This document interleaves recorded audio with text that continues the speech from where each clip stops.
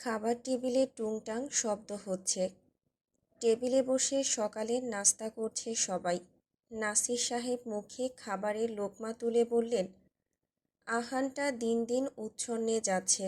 শোয়েব বলল গতকাল, কিছু বলতে গেলেই নাকি ষাঁড়ের মতো ঘোত করে ওঠে। ইসরাত, তুমি একটু কথা বলো তো ওর সাথে। সমস্যাটা কি ওর একটু জেনে নিও। ইসরাত মোবাইল থেকে চোখ তুলে তাকালো বাবার দিকে। স্বর নমনীয় রেখেই বলল, জি, কথা বলবো। ইরহামের দিকে এবার তাকালেন নাসির সাহেব।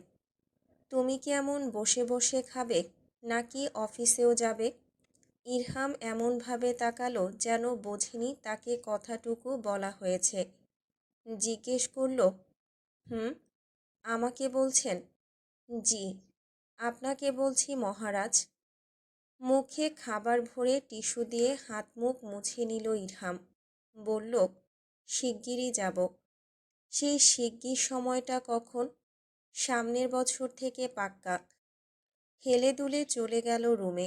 নাসির সাহেব তার যাওয়ার পথে চেয়ে দীর্ঘশ্বাস ফেললেন। নুসরাতের দিকে এবার তাকালেন।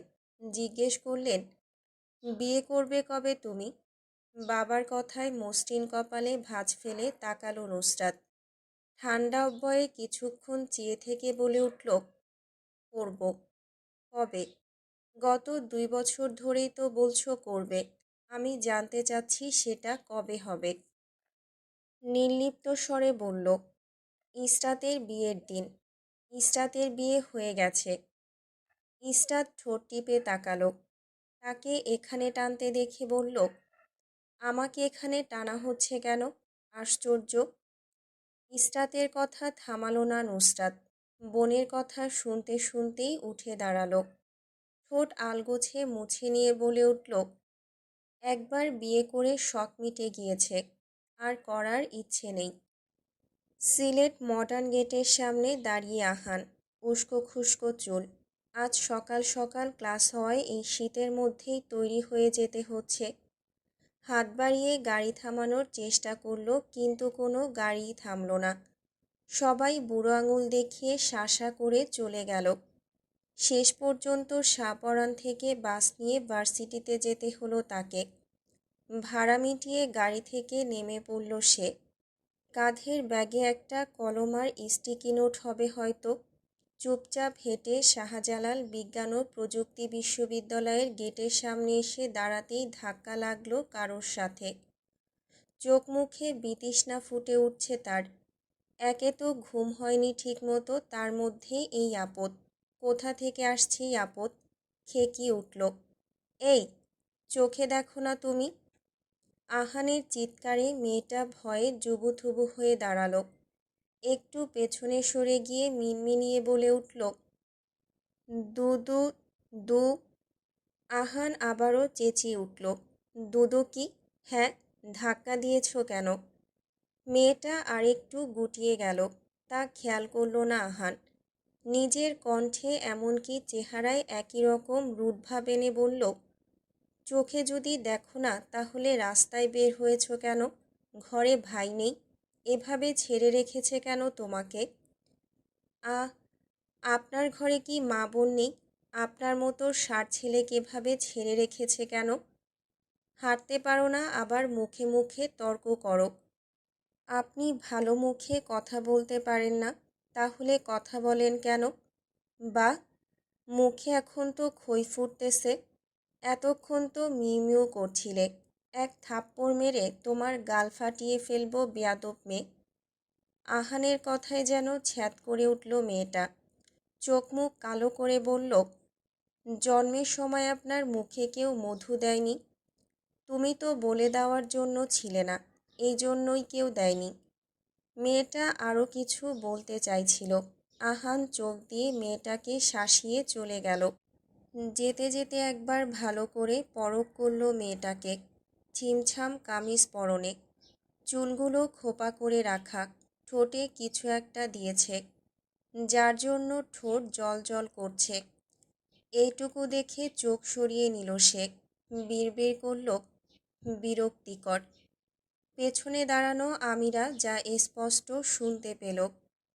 সপ্তাহখানেক পরের ঘটনা। দিনটা শনিবার। সকাল থেকেই বাড়িতে বসে ইসরাত পেপারে আঁকাআঁকি করছে কিছু একটা। এখনও পূর্ণচিত্র অঙ্কন করেনি, কিন্তু যতটুকু এঁকেছে ততটুকু দেখেই ধারণা করা যায় গাউনের ছবি অঙ্কন করছে সে। ঘড়ির কাঁটা 11:35 ঘরে টিকটিক করে চলছে সেটা। নীরব ড্রয়িং রুম ফাটিয়ে কর্কশ আওয়াজে চেঁচিয়ে উঠল হাতের কাছের ফোনটা। ইসরাত একবার চোখ তুলে তাকালো। আননোন নাম্বার থেকে কল এসেছে।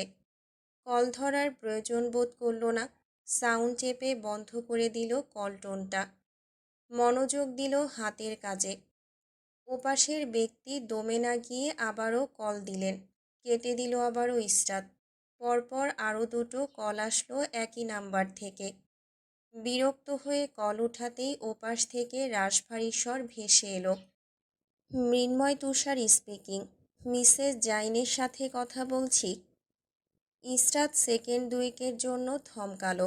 সচরাচর তাকে মিসেস জাইন বলে ডাকে না মানুষ। মাত্র 20 দিনের সংসার হয়েছিল তাদের।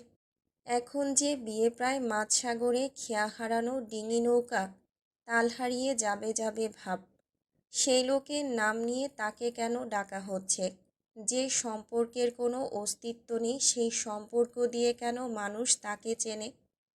লোকটা দূরে পাড়ি জমিয়েছে, কিন্তু তার নামের ট্যাগ থেকে গিয়েছে ইসরাতের সাথে।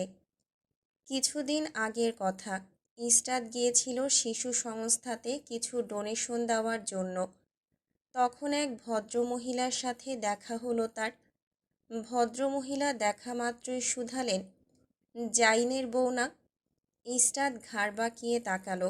না বোঝার ভঙ্গিতে জিজ্ঞেস করল, জি। বলছি, জাইনের বউ না তুমি? উপর নিচ মাথা দোলাতেই ভদ্রমহিলা এগিয়ে এসে জড়িয়ে ধরলেন। অতপর জাইন সম্পর্কে শুরু করলেন বকবক। একসময় জিজ্ঞেস করলেন, আরশ এখন কেমন আছে? ইসরাত কিছুটা অবাক কণ্ঠে জানতে চাইল, আরশ ভাই? ওমা, তুমি জানো না? ও তো অ্যাসাইলামে ছিল। মাথায় নাকি সমস্যা দেখা দিয়েছে। ইসরাত অবাক হলো। মহিলার কথার চাপে পড়ে হাঁসফাঁস করল। অতপর কোনোভাবে ওখান থেকে পালিয়ে বাঁচল। কানের কাছে হ্যালো হ্যালো শুনে হকচকিয়ে উঠল সে। এতক্ষণ ভাবনার অতলে হারিয়ে গিয়েছিল তা উপলব্ধি করতেই নিজেকে চটাস করে একটা থাপ্পড় বসাতে মন চাইল। মনোভাব মনে স্থির করল এই মুহূর্তের জন্য। আজকাল একটু বেশি এসব নিয়ে চিন্তা করে। কোনো বিষয় নিয়ে কথা বলতে গেলেই অন্য আরেকটা বিষয় এসে ঢুকে যায় সেখানে। এই যে এখন একটা কথা ভাবতে গিয়ে অন্য খেয়ালে ডুবে গিয়েছে। জি বলুন। সিলেট থানায় আসুন। সৈয়দ আহানের নামে অপহরণ মামলা করা হয়েছে। নুসরাত ড্রাইভিং সিটে বসে সিট বেল্ট লাগিয়ে নিল। নিরুদ্বেগ মুখভঙ্গি তার। ইসরাত চিন্তিত কণ্ঠে বলল, ও কি মেয়ে অপহরণ করেছে? এমন কোনো কাজ করলে মেরে পুঁতে রেখে আসবো ওকে। ইসরাত মুখ কিছুটা বাঁকালো। বলল, আশ্চর্য, এসব কোন ধরনের কথা? নুসরাত নির্বিকার গলায় বলল, ও যা ইচ্ছে করবে আর কেউ কিছু বলবে না। এটা মনে করলো কিভাবে? কিছু বলি না বলে কি ও সবার বাপ হয়ে গেছে? ওর হাড় গুঁড়ো করবো আজ আমি। নুসরাতের কথায় কান দিল না সে। গাড়ি এসে থানায় প্রবেশ করতেই দেখা হলো একদল লোকের সাথে। মুখে গোঁফদাড়িতে ভরপুর, চোখ মুখ ভীষণ হিংস্র। ইসরাত বাহিরে পা ফেলতেই তাদের চোখ যেন বাজপাখির মতো এসে পড়ল তার উপর। পেছন দিকে উল্ফকাট করা চুল বাঁধা একটা লোক তার দিকে শীতল দৃষ্টিতে তাকিয়ে আছে তা উপলব্ধি করতে পারল সেকেন্ডের ভেতর। মেয়েলি ষষ্ঠ ইন্দ্রিয় প্রখর হয়, তা আবারও প্রমাণ হলো। তাই নিজের উপর থেকে এমন দৃষ্টি সরাতে ওড়না টানল আরেকটু মাথায়। নুসরাত গাড়ি পার করে রেখে আসলো একপাশে। এসেই সরাসরি লোকগুলোর দিকে তাকালো। এতক্ষণ যারা ইসরাতকে গিলছিল তাদের উদ্দেশ্য করে জানতে চাইল, এদিকে চোখ কেন? সরাসরি প্রশ্নে একটু ভরকালো লোকগুলো। অতঃপর তাদের পাল নিয়ে এগিয়ে আসলো। ইসরাত নুসরাতের হাত চেপে ধরল। চোখ রাস্তার দিকে স্থির করতেই পায়ের দিকে নজর পড়ল। কালো রঙের নাইকোর একজোড়া স্লিপার তার পায়ে, তাও 2 ইঞ্চি লম্বা। বেখেয়ালি পায়ে স্লিপার পরেই বেরিয়ে এসেছে। চোখ তুলে তাকাতেই দেখল সবাই এসে দাঁড়িয়েছে তাদের সামনে। পালের গোদা চুল বাঁধা লোকটা মুখোমুখি দাঁড়ালো নুসরাতের। উঁচু লম্বা অত্যাধিক মোটা মাংসপেশি। পালোয়ানের মতো দেখতে লোকটা জিজ্ঞেস করল খ্যাক করে, ওই ছেলেটার বোন? নুসরাত গম্ভীর কণ্ঠে জিজ্ঞেস করল, কোন ছেলেটা? নাম কি? সৈয়দ আহান নাউফিল। নুসরাত হাত বাঁধল বুকে আড়াআড়ি করে।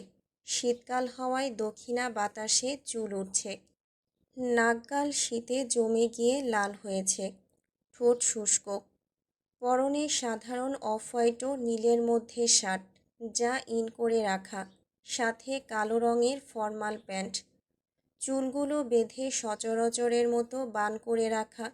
পায়ে কালো রঙের লুই ভিটনের হিল। নুসরাত এগিয়ে গেল কিছুটা লোকটার দিকে। শ্লেষ মিশ্রিত স্বরে বলল, হ্যাঁ, আহান নাউফিলের বোন। লোকটা চড়া কণ্ঠে বলল, ওই ছেলে কি করেছে জানো তুমি? ছেলে বলবেন না, হি হ্যাজ এ নেম। ওর নাম ধরে ডাকলেই উপকৃত হই। লোকটা থু করে একদলা থুতু ফেলল পাশে।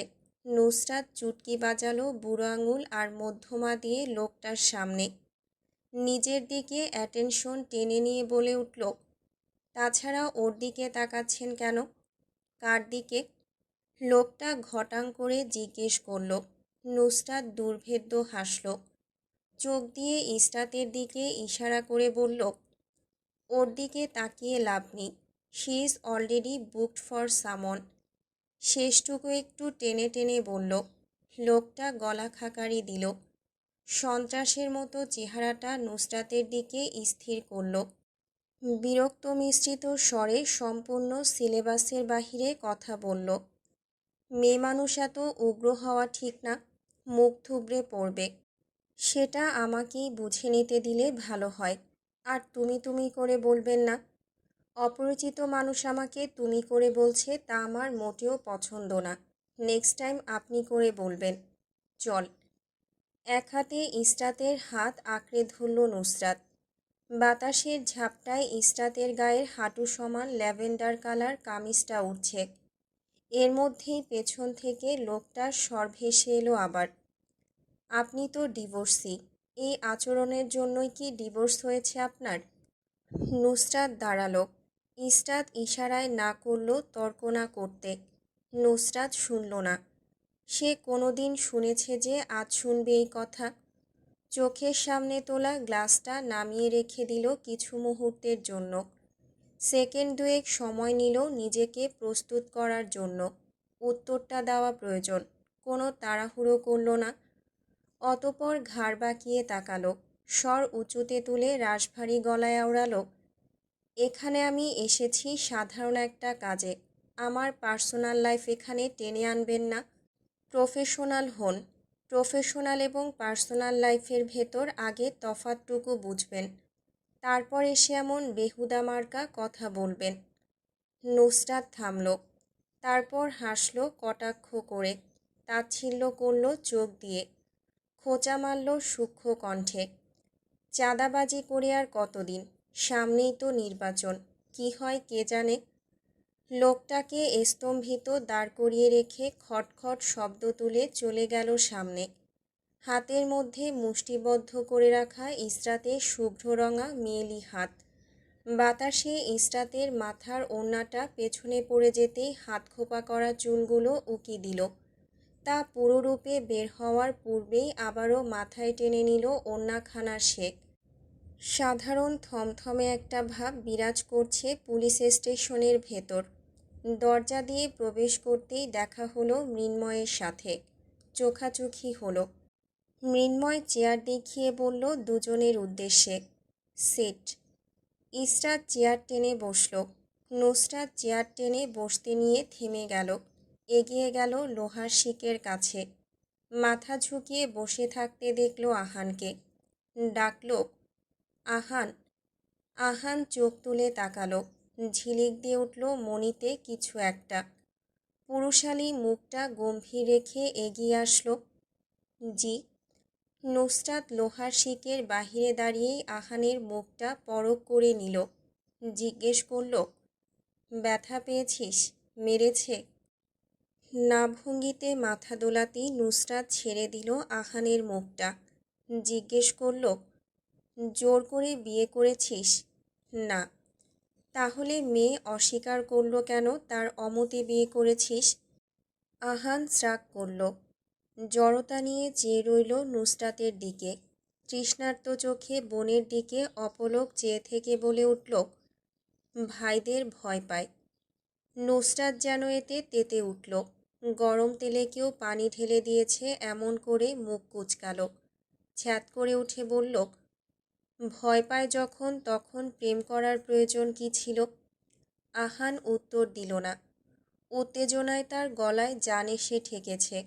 নুসরাত যে এমন করে উদয় হবে ইসরাতের সাথে তা তার ভাবনাই ছিল না। ভাবনার বাহিরে গিয়ে এইটুকু হওয়ায় নিজের স্বাভাবিক অবস্থা খুইয়েছে। নুসরাত কথা শেষে গিয়ে বসল মৃন্ময়ের সম্মুখে। চোখে পড়ল দূরে কাচুমাচু হয়ে ডেকে বসা মেয়েটাকে। শাড়ির সাথে মিলিয়ে মাথায় লাল কালার ওড়না জড়ানো। বউ বউ লাগছে দেখতে। বিয়ের আসর থেকে পালিয়ে এসেছে তা বোঝাই যাচ্ছে। নজর লেগে যাবে ভেবে চোখ সরিয়ে আনল তড়িৎ মেয়েটা। ইসরাত শান্ত স্বরে জিজ্ঞেস করল মৃন্ময়কে, অপহরণ মামলা কে করেছে? উল্ফকাট করা মোটা পেশি সংযুক্ত লোকটা বসতে বসতে বলল, আমি করেছি। নুসরাত জিজ্ঞেস করল, কারণ? আমার বোনকে বিয়ের আসর থেকে তুলে নিয়ে বিয়ে করেছে জোর জবরদস্তি করে। নুসরাত বিরক্ত হলো। মুখে তেতো কিছু জোর করে ঢুকিয়ে দেওয়া হয়েছে এমনভাবে মুখভঙ্গি করল। তাকালো বৃতৃষ্ণা নিয়ে মেয়েটার পানে। আগে নুসরাত হলে সে আহানকে শাবাশি দিত এখানে বসে, কিন্তু এখন তা করা চলবে না। তাই জিজ্ঞেস করল, নাম কি? নুসরাতের গলার আওয়াজ শুনে বোঝা গেল না সে প্রশ্ন করছে নাকি ধমকাচ্ছে। চুলে উল্ফকাট করা লোকটা বোনকে ধমকাতে দেখে নুসরাতকে ধমকে উঠল। আমার বোনকে ধমকাচ্ছেন কেন? আপনার ভাই এমনিতেই জোর জবরদস্তি করে বিয়ে করেছে, তাতে আমার বোন ভয় পেয়েছে। এখন বোন এসে নবাবী দেখাচ্ছেন। প্রথমে কথা কানে তুলছে না সে এমন ভাব করল। অতপর উত্তর দিতে চাইল শেষটুকুর, কিন্তু কথা খরচ হবে ভেবে আর পরোয়া করল না। যেহেতু নবাবী করছে সেহেতু ছোটোখাটো কীটের প্রশ্নের উত্তর দিয়ে নিজের নবাবী ভাব খোয়াতে চাইল না সে। মেয়েটাকে আগের ন্যায় জিজ্ঞেস করল, এই মেয়ে, নাম কি তোমার? কিছু জিজ্ঞেস করছি। মেয়েটা কেঁপে উঠে উত্তর দিল, আমিরা। নুসরাত মাথা দোলালো, মৃন্ময়ের দিকে তাকালো, বলল, আমি মেয়েকে প্রশ্ন করছি, যদি জোর জবরদস্তি করে বিয়ে করে তাহলে আইনিভাবে আহানকে যা শাস্তি দেওয়া হবে, সে মাথা পেতে নেবে। আর যদি বিয়েটা দুইজনের মর্জিতে হয় তাহলে চুপচাপ ওকে কোনো বাকবিতণ্ডা ছাড়া ছেড়ে দিতে হবে। মৃন্ময় হাসল ঠোঁটের কোণ বাঁকিয়ে। উল্ফকাট করা লোকটার দিকে তাকালো। লোকটার পেছনে চেলাপেলা হাত বেঁধে দাঁড়ানো, একদম রেডি হয়ে, যেন পালের গোদা লোকটা কিছু বললেই তারা ঝাঁপিয়ে পড়বে। রায় নিতে জিজ্ঞেস করল মৃন্ময়, আপনি রাজি তো মিস্টার রাজ? পালোয়ানের মতো দেখতে লোকটা মাথা দোলালো। নিজের কথায় অটল থেকে বলল, হ্যাঁ রাজি। আর এটাও ভালো করে জানি এই ছেলে জোর করে বিয়ে করেছে আমার বোনকে। নুসরাত চেয়ার টেনে একদম সরাসরি বসল আমিরার মুখোমুখি। চোখ মুখ অত্যাধিক গম্ভীর। ইসরাত বলল, না ধমকে কথা বল। কথাটুকুর প্রতিউত্তর আসলো অত্যন্ত তাড়াতাড়ি বিপরীত পাশের মানুষটার কাছ থেকে। আমি জানি কিভাবে কথা বলতে হয়। আমিরাকে প্রশ্ন করার পূর্বে ভ্রুযুগল উপরে উঠে গেল। মসৃণ কপালটুকু মসৃণ রইল না আর। জিজ্ঞেস করল, হ্যাঁ আমিরা, বলো, আহান তোমাকে গান পয়েন্টে বিয়ে করেছে? আমিরা কাচুমাচু কণ্ঠে বলল, না। নুসরাতের কুঁচকানো ভ্রু আরও কুঁচকে গেল। হেই, এমন মৃগী রোগীর ন্যায় কাঁপছ কেন? তোমাকে কেউ হিট করছে না। তবুও আমিরার কাঁপাকাঁপি বন্ধ হলো না। লোহার শিকের আড়াল থেকে একজোড়া চোখ যে তার পানে তাকিয়ে আছে তা টের পেল সে। ঠান্ডা সেই দৃষ্টির তোপে পড়ে শিরদাঁড়া বেয়ে বয়ে গেল শীতল স্রোত। নুসরাত ঘাটাল না, মুরগির মতো সেটে যেতে দেখল তাকে। জিজ্ঞেস করল, আহান কি বলেছে তোমার বাপ ভাই কাউকে খুন করবে? আমিরা ভয়ার্ত স্বরে বলল, না। কোনো প্রকার হুমকি দেয়নি তো বাসা থেকে তুলে আনার সময়? না। নুসরাত তাকালো মৃন্ময়ের দিকে, বলল, নোট করুন। অপহরণ মামলা তাহলে জালিয়াতি প্রমাণ হলো তো? শেষটুকু প্রশ্ন করে ছেড়ে দিল সে। মৃন্ময় মাথা দোলালো, বলল, নোটেড। রাজ বোনের দিকে চোখ সরু করে তাকিয়ে রইল। তীক্ষ্ণ স্বরে জিজ্ঞেস করল, তোকে তুলে এনেছে বলে মিথ্যে বললি কেন? আমিরার হাতের তালু ঘেমে নিয়ে একাকার হলো। এই শীতের মধ্যে কপালে ঘামের উৎপত্তি দেখা দিল। ঠোঁট টিপে বসে রইল। উত্তর দিল না ভাইয়ের প্রশ্নের। নুসরাত নিজের প্রশ্ন জারি রাখল। আগের মতোই জিজ্ঞেস করল, তুমি নিজ ইচ্ছায় এসেছ আহানের সাথে? হ্যাঁ। নিজ ইচ্ছায় আসলে আমার ভাই কেন হাজতের ভেতর? তোমারও তো একই সাথে সেখানে থাকা উচিত ছিল, তাই না? আমিরা থেমে গেল। বোকার মতো চেয়ে রইল নুসরাতের দিকে গোল গোল চোখে। স্বগতোক্তি দিল মিনমিন করে, হ্যাঁ।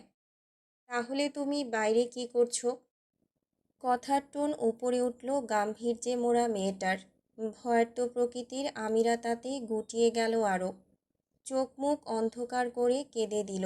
মুখে হাত চাপল কান্না আটকানোর জন্য। হলো না। নুসরাত তার কান্নার পরোয়া করল না, জেরা করল, আহান তোমায় টেনে বাসা থেকে নিয়ে এসেছে বা অজ্ঞান করে? না। ভরা মজলিসে বসে নির্লজ্জের মতো শুধালো, বিয়ে না করলে ধর্ষণ করবে বলে হুমকি দিয়েছে? ইসরাত নুসরাতকে খোঁচালো মুখ বন্ধ করার জন্য। নুসরাত করল না। আবারও প্রশ্নের উত্তর পাওয়ার জন্য কড়া কণ্ঠে তাড়া দিল, কি হলো, উত্তর দাও। আমিরার মুখটা দেখার মতো পাংশুটে বর্ণ ধারণ করল। বিড়বিড় করে বলল, না। রাজ নুসরাতকে থামানোর জন্য গলা খাকারি দিল। একটা শব্দ বলার জন্য মুখ খুলতে নেবে তাকে থামিয়ে দেওয়া হলো। 1 মিনিট মিস্টার রাজ, আমাকে কথা শেষ করতে দিন। কথার মধ্যে কথা বলবেন না। দুজন যখন কথা বলে তখন তৃতীয় ব্যক্তির চুপ থাকা উচিত। এটা পারিবারিক শিক্ষার আওতায় পড়ে। তো যা বলছিলাম, আহানের হাত ধরে তুমি নিজ পায়ে বেরিয়ে এসেছিলে নিজের বিয়ে থেকে। আমিরা মাথা দোলালো। মাথা দোলানোর শেষ হওয়ার আগেই নুসরাতের ধমকানোর স্বর ভেসে এলো, এই মেয়ে, মুখে কথা বলো। হকচকানো নয়নে তাকিয়ে জিজি করে উঠল আমিরা। নুসরাত জিজ্ঞেস করল, বিয়েটা তোমার মত নিয়ে হয়েছে? জি। মুখটা কঠিন করল, স্বর কাঠখোট্টা তার। চোখ দুটো দিয়ে গিলে খাবে যেন মেয়েটাকে। স্পষ্ট করে কথা বলো, এমন ম্যানম্যান করছো কেন? আমিরা তবুও মিনমিন করল। নুসরাত মৃন্ময়ের দিকে তাকালো। অফিসার, নোট করুন এটা, কোনো জোর জবরদস্তি করা হয়নি। মৃন্ময় দুর্বোধ্য হাসল। উঠে হাজতের তালা খুলল। রাজ নির্জীব চোখে বোনের দিকে তাকিয়ে উঠে দাঁড়ালো। পুলিশের এমন হাসিতে লজ্জার সম্মুখীন হতে হয়েছে তাকে।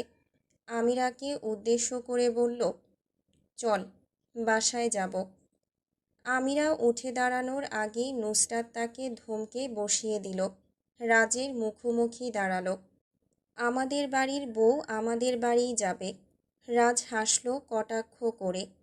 গ্রীবা বাঁকিয়ে ঝুঁকে আসলো নুসরাতের দিকে।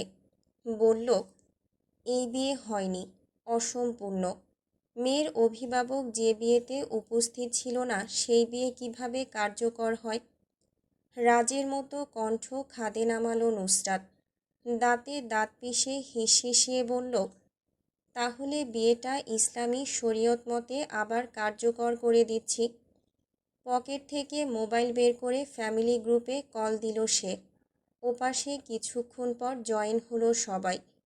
কাউকে কোনো কথার সুযোগ না দিয়ে নুসরাত বলল, কোনো প্রশ্ন না, একটা লোকেশন সেন্ড করছি, সেখানে তাড়াতাড়ি আসো। কথা শেষে মুখের উপর ফোন কেটে দিল সে। আধ ঘন্টা পরে দেখা মিলল একে একে সৈয়দবাড়ির সবার চোখ মুখে অবাকতার রেশ। ইসরাত কাহিনী একে একে বর্ণনা করল সবার কাছে। আহান বিয়ে করে নিয়েছে শুনে রুহিনী বেগম আর সুফি খাতুন মরা কান্না জুড়ে দিলেন। নুসরাত ভ্রুক্ষেপ করল না সেদিকে। ইরহাম ততক্ষণে গিয়েছে ইমামকে নিয়ে আসার জন্য। ইমামকে টেনে টুনে নিয়ে আসলো ইরহাম।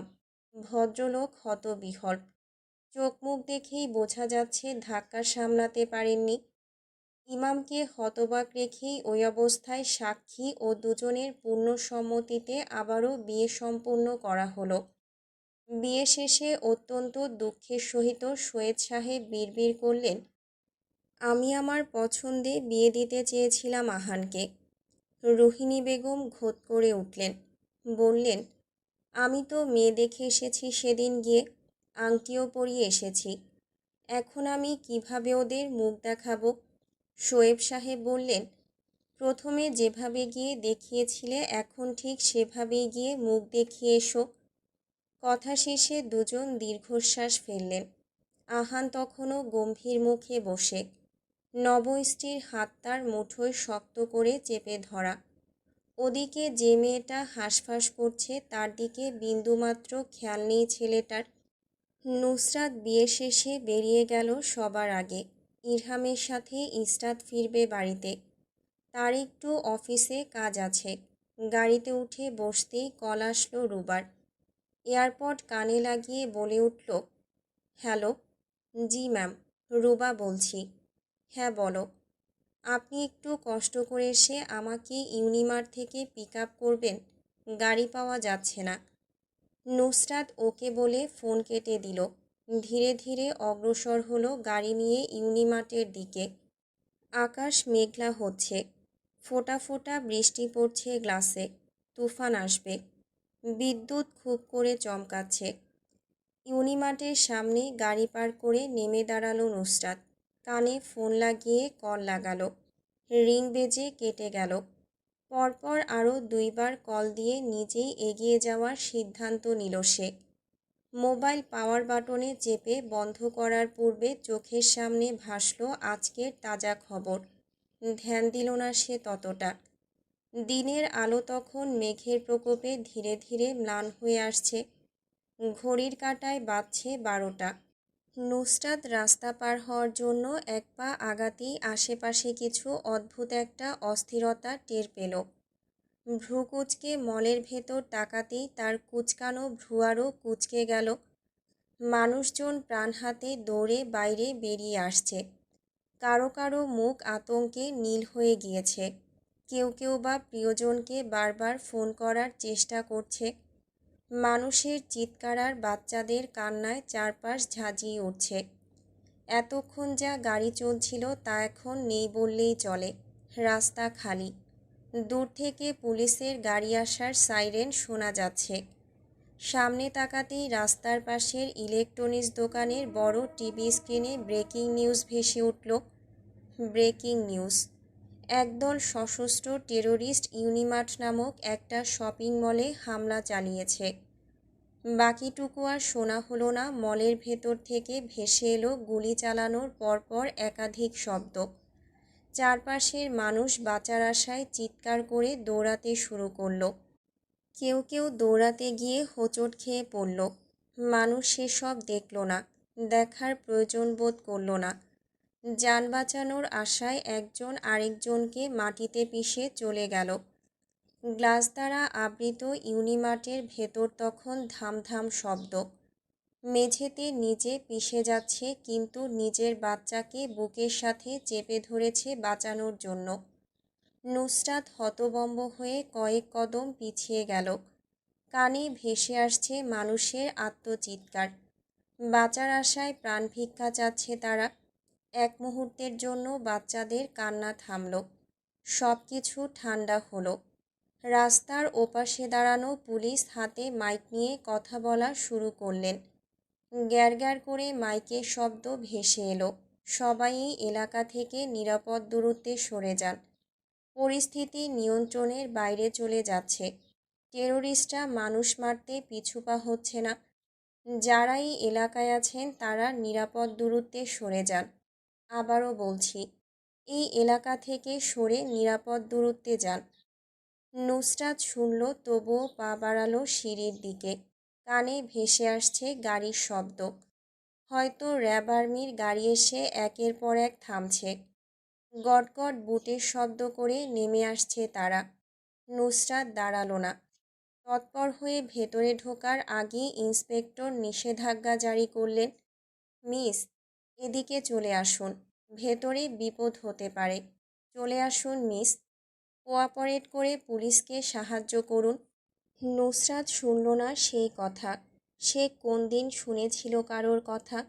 এই এক জীবন তো তার চলে গেল অবাধ্যতা করে। পেছন থেকে অফিসারদের গলার স্বর আসছে। ব্যারিকেডের ওপাশে দাঁড়ানো পুলিশরা বারবার বলছে ভেতরে না যেতে। ফোর্স এসে তখন দাঁড়িয়েছে। নুসরাতকে বারংবার না করা সত্ত্বেও পা গেল সম্মুখে সে। শরীরের ওপর লেজার রশ্মির দেখা মিলছে তার। উপর থেকে ভেসে এলো কালো পোশাকে আবৃত একটা লোকের আওয়াজ। কোনো ধরনের চালাকি করার চেষ্টা করবেন না ইন্সপেক্টর, না হলেই মেয়েকে শ্যুট করতে 1 সেকেন্ড লাগবে না। আত্মসমর্পণ করুন, না হয় একজনও বেঁচে ফিরতে পারবে না। গাড়ি এসে থামল, পরপর আরও কয়েকটা। পুরো রাস্তাটা সাংবাদিক আর পুলিশের গাড়িতে ভরে উঠল। মৃন্ময় পেছন থেকে নুসরাতকে হুঁশিয়ার করল, মিস নুসরাত, নড়বেন না, না হলে ওরা গুলি চালাবে। নুসরাত পিছু ঘুরে তাকালো। গায়ে তার লাল সবুজ অনেকগুলো লেজার রশ্মির দেখা মিলছে। নুসরাত উল্লাসে ফেটে পড়ল। তাই নাকি? তা চালাক না গুলি? আমি তো এক জীবন ধরে মরার আশায় বেঁচে আছি, দেখি আজ কি হয়। সে যেন খুশিতে লাফিয়ে উঠল। তার উল্লাসকে দেখে। পুলিশ ফোর্সের বারবার বলা আত্মসমর্পণ করার কথা কানে তুলল না। হেলে দুলে হেঁটে গেল ভেতরের দিকে।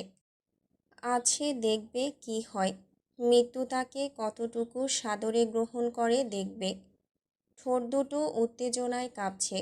টেরোরিস্টরা নুসরাতের এমন অধ্যতা মানল না, তারা মানবেও না। কারণ তারা সেই সৈয়দ পরিবার না যার ছায়াতলে সে বড় হয়েছে। কালো পোশাকধারী লোকগুলো হিংস্র বর্বর, বাজ পাখির ন্যায় চোখের দৃষ্টি। অপর পাশ থেকে পজিটিভ ইশারা পেতেই গুলি চালালো তারা। ভ্রুক্ষেপহীন নুসরাত ধূপধাপ শব্দ তুলে ভেতরে এগিয়ে আসছে। অতপর কিছু সেকেন্ড অতিবাহিত হতেই কোথা থেকে ছুটে আসলো একটা বুলেট। নাসির উদ্দিনের ছোট মেয়েটার গা চিরে সাঁ করে বেরিয়ে গেল M24 স্পিনার ওয়েপনের একটা গুলি। নুসরাত হেসে ফেলল। শিরদাঁড়া উঁচিয়ে চলা মেয়েটা এক মুহূর্তের জন্য ঝুঁকে পড়ল মাথা বাঁকিয়ে। ঘাড়তারামি করে আবারও উঠে দাঁড়ালো। সম্ভব হলো না, শরীর মানেনি। একটু পূর্বের ধাক্কাটায় ধপ করে বসে পড়ল আবারও। রক্ত টপ টপ করে পড়ছে গা থেকে। চোখ দুটো শূন্য। হাসছে সে। নুসরাত নাসির খুব করে হাসছে। পৃথিবী তাকে নিয়ে তাচ্ছিল্য করছে, তা যেন স্পষ্ট আঙুল দিয়ে দেখিয়ে দিল কেউ। নুসরাত নাসির হারে না, কে বলেছে? নুসরাত দেখল সে হেরে গেছে। এই তো সে হেরে গেছে। তার শরীরে রক্ত ঝরে পড়ছে রাস্তার বুকে। তা একসময় গড়িয়ে যাবে নর্দমায়। নাসির সাহেবের রক্ত নর্দমায় গড়াগড়ি খাবে। সৈয়দ বংশের রক্ত মানুষ পায়ে পিষে চলে যাবে। কুকুর গরু তাতে মূত্রত্যাগ করবে। নুসরাতের বুক কেঁপে উঠল। আত্মগরিমাপূর্ণ রক্ত টগবগিয়ে উঠল অন্তরকোণে। মৃন্ময় চেয়ে রইল ব্যারিকেডের ওপাশ হতে অহংকারের আবেশে ভরপুর নুসরাত নাসিরের দিকে। হাসছে মেয়েটা। মৃত্যুকে আলিঙ্গন করে নিতে নিতে তার ঠোঁটের কিনারায় ফুটে উঠছে ক্ষীণ হাসির রেখা। যেন এই পৃথিবীতে নুসরাত নাসিরের মতো কেউই সুখী না। টিপটিপ বৃষ্টি পড়ছে। আকাশ কাঁপিয়ে মেঘ গর্জন করছে। সেই মেঘের আওয়াজে ধরণী কাঁপল। কাঁপল নুসরাতের হৃদগহ্বর। গলা শুকিয়ে এসেছে। পিপাসা পেয়েছে, পানির আশায় আশেপাশে চাইল। না, পানি নেই কোথাও। কুঁজো হয়ে বসে পড়ল। বিড়বিড় করল, পানি, পানি। চোখের সামনে ভাসছে তার এক জীবনী, অতীত বর্তমান সব। জন্ম থেকে এই পর্যন্ত যা যা মনে আছে তা পুনরায় টেলিকাস্ট হলো সব কিছু। মায়ের কথা মনে হলো। হয়তো খাবার নিয়ে তার জন্য টেবিলে বসে আছেন। তিনি কি কাঁদবেন নুসরাত মরে গেলে? এই পৃথিবীতে নুসরাতদের কেউ ভালোবাসে না। তারা হয় অবহেলার পাত্রী। পৃথিবীর বুকে তাদের অস্তিত্বটা যেন বেমানান। নুসরাতদের কেউ ভালোবাসে না কেন? এই প্রশ্নে হাসি খেলে যায় নুসরাতের মুখে। ইসরাত কি করছে? সে কি কাঁদবে নুসরাত মরে গেছে শুনে? হয়তো অনেক কাঁদবে। মা কি নিয়ম করে তার ঝাড়ি মিস করবে? আর ইরহাম, সে কি ব্যবসা সামলে নেবে দুই হাতে? আহান, আহান কি আমিরাকে নিয়ে একটা সুখী সংসার করতে পারবে? নুসরাতের মনে প্রশ্ন উদয় হয়। কিন্তু এই প্রশ্নের উত্তর পেতে নুসরাতকে বেঁচে থাকতে হবে। সে আর বাঁচবে কতক্ষণ? হয়তো 1 ঘন্টা বা তারও কম সময়। রক্ত ফিনকি দিয়ে বের হচ্ছে শরীর থেকে। পরনের শার্টটা তাজা গরম রক্তে ভরে গেছে। কাঁধ থেকে চুইয়ে চুইয়ে রক্ত পড়ছে। হঠাৎ নুসরাতের মনে হলো নাসির সাহেবের কথা। তাকে কখনো বলা হয়নি, আব্বা, আমি তোমাকে ভীষণ ভালোবাসি। সে তো এই জীবনে কাউকেই এই কথা বলতে পারিনি। মনের কথা কখনো মুখে আনতে পারিনি। বাবা কি করছেন? টিভি দেখছেন হয়তো। তিনি কি জানেন নুসরাত এখানে জীবন মরণে জড়িয়ে আছে? তার ভেতর থেকে আজই উপলব্ধি আসছে, বাঁচবে না সে আর। এই তো আর কিছুক্ষণ। তারপরই মৃত্যুর ফেরেশতা আসবেন তাকে নিতে। মৃত্যুকে আজ হাতছানি দিয়ে যেতে দেবে না সে। 5 বছর থেকে নুসরাত অপেক্ষামান ছিল এই মৃত্যুর। আজ যখন এসেছে নুসরাত তা আলিঙ্গন করবেই। পুলিশ ফোর্স পা বাড়িয়েছে ভেতরে। কয়েকজন মানুষ মরলে তাদের কিছুই আসে যাবে না। উপরিমহল থেকে আদেশ মানুষ মরুক। তবুও যেন টেরোরিস্টের দল বেঁচে না ফেরে। কয়েক সেকেন্ড পর পর গুলির শব্দ হচ্ছে। স্নাইপার দিয়ে লাগাতার শ্যুট করা হচ্ছে। মায়েদের হৃদয় বিদারক চিৎকার আর বাচ্চাদের কান্না মিশে যাচ্ছে বাতাসে। ধোঁয়া উঠছে। কোথাও আগুন লেগেছে ধারণা করা যায়। নুসরাত শেষ মুহূর্তে এসেও তেড়ামি করল। খোঁড়ানো পায়ে উঠে দাঁড়িয়ে সম্মুখে আগানোর চেষ্টা করল। হলো না। মুখ দিয়ে ফিনকি দিয়ে রক্ত বেরিয়ে আসলো। গরম রক্তে ভরে গেল চারপাশ। আর সামনে আগানোর শক্তি রইল না। ধরাম করে উল্টে পড়ল মেঝেতে। মাথার এক পাশ ছেঁচে গেল তাতে। দুর্বোধ্য হাসল সে। পেছন থেকে মৃন্ময়ের চিৎকার ভেসে আসছে। ঝাপসা শুনল সে। মিস নুসরাত, সরে আসুন, সরে আসুন আপনি। কি বলছে লোকটা নুসরাত বুঝে পায় না, বোঝার চেষ্টা করে না। ঘুম এসে তাকে জড়িয়ে ধরছে। চোখ নিভু নিভু। তার সম্মুখে হাসি মুখ নিয়ে এসে দাঁড়িয়েছে আরশ। নুসরাত প্রাণখোলা হাসল। উপরের লম্বা বিল্ডিংটা দুলে উঠছে, সেদিকে তার চোখ নেই। কান ধাঁধানো একটা শব্দ হলো ধরাম করে। নুসরাত নিজের জায়গা থেকে ছিটকে গিয়ে পড়ল রাস্তার অন্য পাশে। ধোঁয়ায় ভরে গেল চারপাশ। নীল আকাশটা অন্ধকারে ডুবে গিয়েছে। দূরের মিনার থেকে ভেসে আসছে জোহরের আজানের শব্দ। কানে কানে কেউ এসে কিছু একটা বলছে। নুসরাত তবুও সেদিকে কান দিল না। হাঁ করে তাকিয়ে রইল শূন্যে।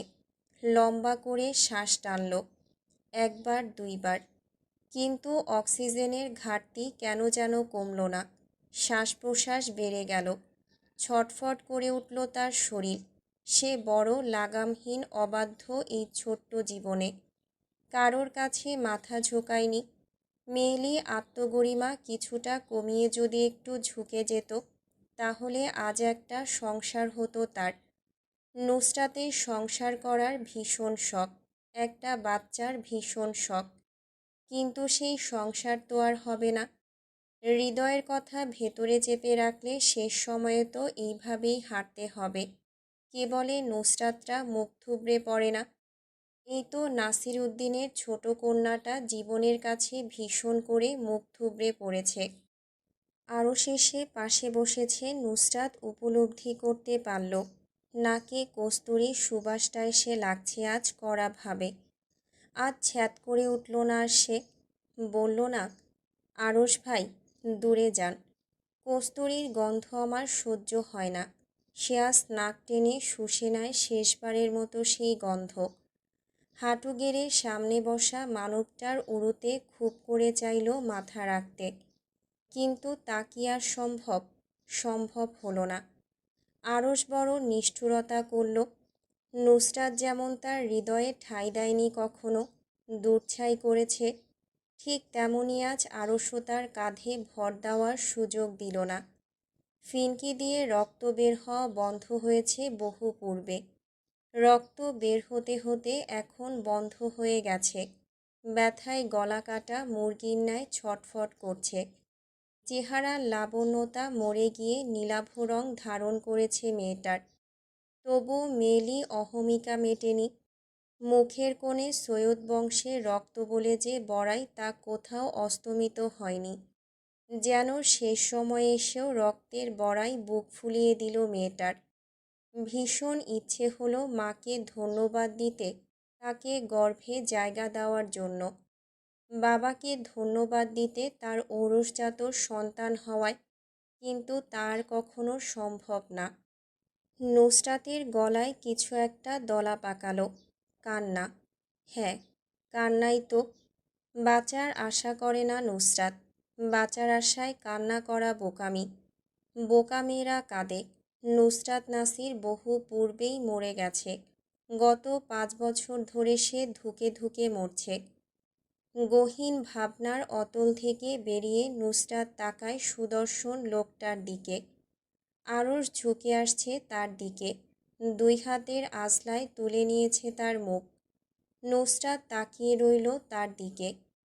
তার বহু জীবনের ইচ্ছে ওই লোকের মুখে ভালোবাসার কথা শোনার, কিন্তু সেই ইচ্ছেটাও পূরণ হলো না।